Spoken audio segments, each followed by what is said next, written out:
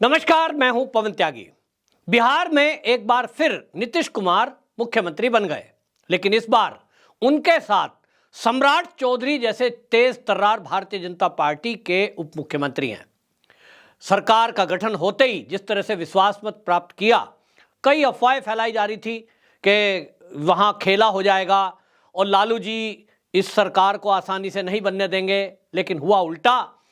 RJD के ही कुछ विधायक पार्टी को छोड़कर नीतीश बाबू के साथ आ गए। अब जैसे ही ये हुआ, उसके बाद बड़े सदन में विधानसभा के अंदर सम्राट चौधरी ने यह घोषणा कर दी कि अब हम उन सभी पहलुओं पर बात करेंगे और जो भ्रष्टाचार हुआ है, जो अपराध हुए हैं, मैं किसी को छोड़ूंगा नहीं, एक एक का हिसाब होगा। हालांकि वो बात कर रहे थे उन विधायकों की जो एब्सेंट हुए, लेकिन जैसे ही सरकार का गठन हुआ, कुछ ही घंटों के अंदर नीतीश कुमार इस बार एक्शन मोड में नजर आए। असल में उनको अब यह दिखाना भी है कि 2024 का लोकसभा चुनाव है और उस चुनाव में अपनी जो छवि है, उस छवि को दोबारा से स्थापित करना नीतीश कुमार के लिए बहुत जरूरी है, वरना जेडीयू के अस्तित्व पर सवाल उठ सकता है।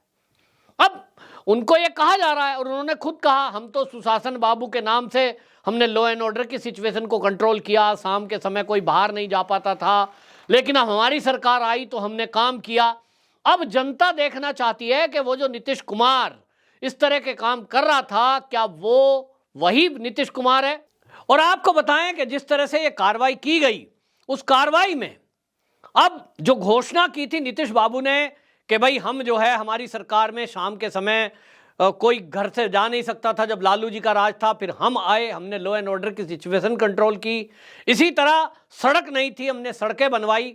तो नीतीश कुमार को यह प्रूव करना है कि वो ढुलमुल रवैया वाला नीतीश नहीं है, वो वही सुशासन बाबू हैं।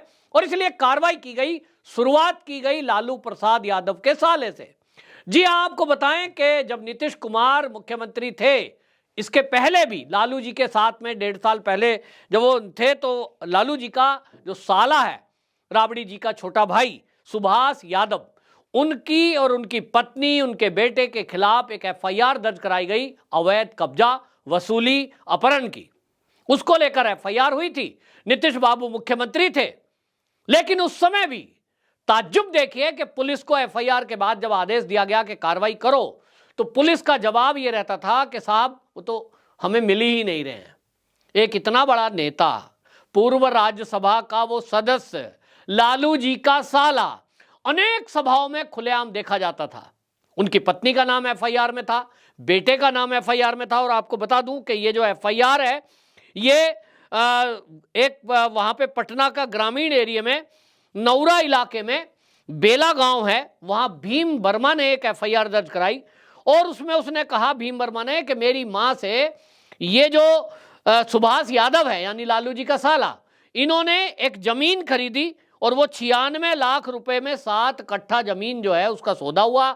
96 लाख रुपए वो दिए गए लालू के साले की तरफ से। लेकिन आपको बताएं, 27 फरवरी 2021 में, यानी सौदा होने के कुछ दिन बाद ही 60 लाख रुपए वापस करो, इसका दबाव बनाया जाने लगा। उन्होंने बात नहीं मानी। उन्होंने कहा, साहब हमने तो आपको जमीन की रजिस्ट्री कर दी, और जब जमीन की रजिस्ट्री कर दी और उसमें जो है 96 लाख रुपए तय हुआ है, जो मार्केट रेट है, तो हम आपको वापसी पैसा क्यों दें। तो उन्हें धमकाया गया, नहीं माने तो वो कह रहे हैं माया और भाई को घर में बुलाकर बंधक बना दिया और ये कहा गया पैसे जमा करो। ये जो अवैध वसूली का काम था, इसको लेकर ये सरकार के पास पहुंचे और ये जनता दरबार लगाते थे नीतीश कुमार। मामला वहां तक पहुंचा, उन्होंने आनन फानन में आदेश दिया, कार्रवाई करो। लेकिन पुलिस, वो एक है ना कश्मीर फाइल का डायलॉग, सरकार बेशक तुम्हारी है, सिस्टम हमारा है।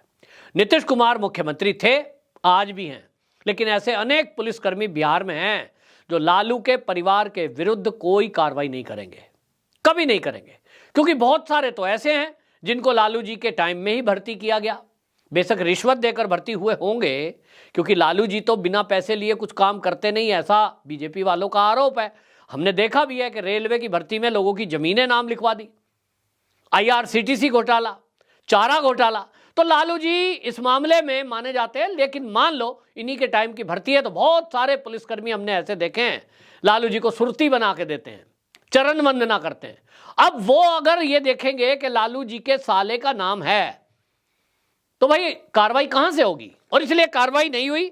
बार बार ये जो शिकायत करने वाले हैं भीम वर्मा, ये जाते थे थाने में और पुलिस कहती थी हमें मिल नहीं रहे। ये बताते थे कि फला जगह कार्यक्रम है साहब, वो भरी सभा में देखिए भाषण देने आने वाले हैं। एडवांस खबर देने के बावजूद भी पुलिस गिरफ्तार नहीं करती थी। लेकिन इस बार जैसा कि मैंने कहा, सम्राट चौधरी तेज तर्रार नेता है और वो उप मुख्यमंत्री के रूप में है। नीतीश बाबू को साफ साफ कह दिया गया है अब ये नहीं चलेगा। बिहार में पुलिस जरूर गृह मंत्रालय बीजेपी को नहीं मिला है, लेकिन नीतीश बाबू को यह साफ कह दिया गया है कि लॉ एंड ऑर्डर की सिचुएशन पर काम करना होगा। 2024 के लोकसभा चुनाव में यदि जीतना है तब जनता की सेवा करनी होगी, और इसी का मैसेज देने के लिए नीतीश कुमार ने जैसे ही ये सीएम पद की शपथ ग्रहण हुई और उसके बाद आदेश दे दिया कि ये जो सुभाष यादव है इसके मकान की कुर्की की जाए, क्योंकि पुलिस की तरफ से ये भगोड़ा घोषित है और भगोड़े का एक ही इलाज होता है कि उसकी संपत्ति कुर्क की जाए। तो यहां पुलिस जो है बुलडोजर लेकर पहुंच गई, और जब बुलडोजर लेकर पुलिस पहुंची तो ये हड़बड़ी में रह गए। और आपको बता दें कि यहां पर हुआ यह है कि जो आईपीएस एक बहुत तेज तर्रार मानी जाती है दीक्षा, वो जो है बंगले पर पहुंच गई बुलडोजर लेकर। और जब बुलडोजर पहुंच गया और ये बताया गया कि आपका ये बंगला अब हम तोड़ने वाले हैं क्योंकि आप फरार चल रहे हो, वरना कोर्ट में सरेंडर करो। ये आनन फानन में कोर्ट पहुंच गए और कोर्ट में जाके सरेंडर कर दिया, जी मैं गिरफ्तार होने के लिए तैयार हूं। जो आदमी 2 साल से फरार चल रहा था, पुलिस को मिल नहीं रहा था, सार्वजनिक कार्यक्रमों में भाषणबाजी, चुनाव प्रचार, मिलना जुलना, मीटिंग, जनता दरबार सब जगह दिखाई देते थे, लेकिन पुलिस को नहीं दिखता था। और ताज्जुब देखिए कि पुलिस उनकी सुरक्षा में रहती है, लेकिन पुलिस कहती थी साहब हमें मिल नहीं रहा है।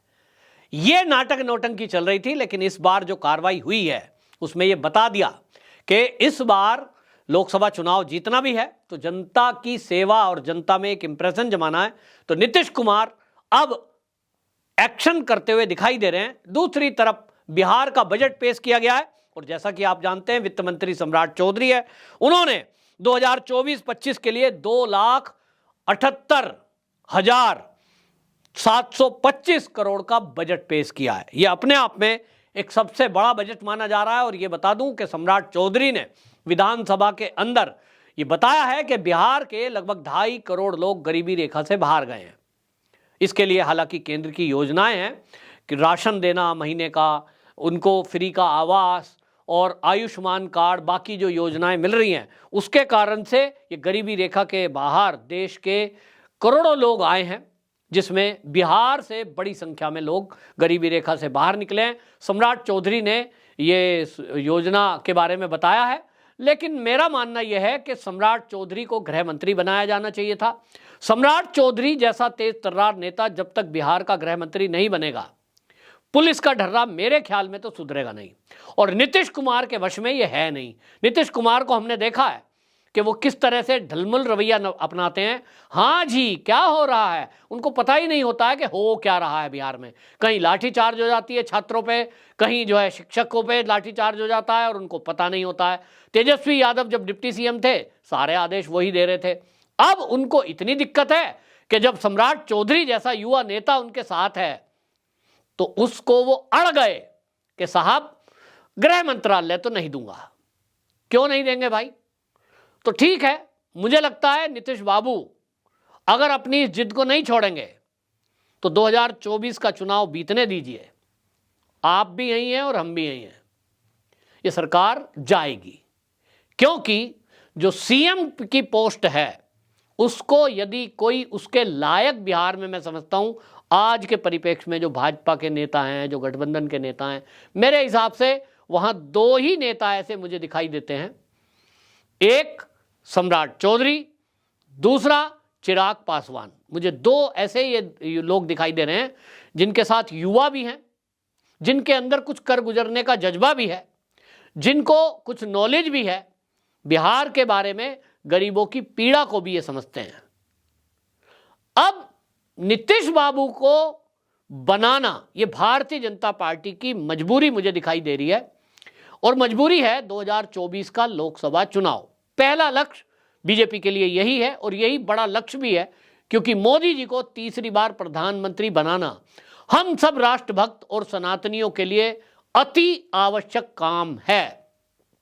सब काम छोड़कर ये देश सुरक्षित हाथों में रहे, इसके लिए यदि हम चिंतन करेंगे तो हमें ये पता लगता है कि मोदी के अलावा इस काम को कोई कर नहीं सकता। मोदी जी ने जिस तरह से 10 साल में बेहतरीन काम किया है, और जिस तरह से षड्यंत्र आसपास रच रहे हैं, मोदी जी अगर तीसरी बार पीएम नहीं बने तो जो यहाँ 2047 तक इस देश को इस्लामिक राष्ट्र बनाना चाहते हैं, कुछ राजनीतिक दल और गुरु पतवंत सिंह पन्नू जैसे लोग पंजाब को खालिस्तान बना देना चाहते हैं, ममता बनर्जी की टीएमसी के कुछ लोग, और ममता बनर्जी का सोच है कि पश्चिम बंगाल को अलग देश बना देते हैं। इसी तरह कश्मीर को पाकिस्तान में मिलाने के मंसूबे रखने वाले आतंकवादी संगठन मुंह बाए खड़े हैं, और नॉर्थ ईस्ट को काटने के लिए कांग्रेस समेत कई ऐसे दल और उनके पीछे चीन की ताकत, वो भी वहां एक चुनौती बनी हुई है। समझ लीजिए, यदि इन सबको कंट्रोल करना है तो 2024 में मोदी जी का देश का तीसरी बार प्रधानमंत्री बनना देश हित में सबसे ज़्यादा जरूरी है, और इसलिए एक बड़ा लक्ष्य है। छोटे लक्ष्यों को इसलिए कभी कभी साइड कर दिया जाता है। मुझे जो लगता है, सम्राट चौधरी भी जो डिप्टी सीएम के लिए माने हैं बिना गृह मंत्रालय लिए, वो उन्होंने इस समय की नज़ाकत को समझा है और समझौता किया है, धैर्य रखा है, उसके लिए उनको सैल्यूट है।